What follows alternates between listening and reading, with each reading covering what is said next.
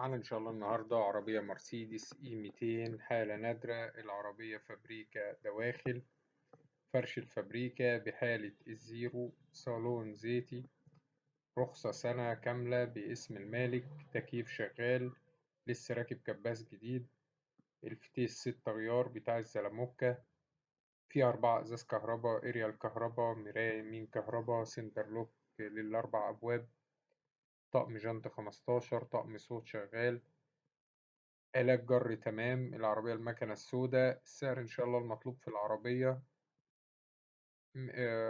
230,000 جنيه. العربية موديل 84. رقم التليفون هيظهر في آخر الفيديو. تاريخ العرض 19/8/2024.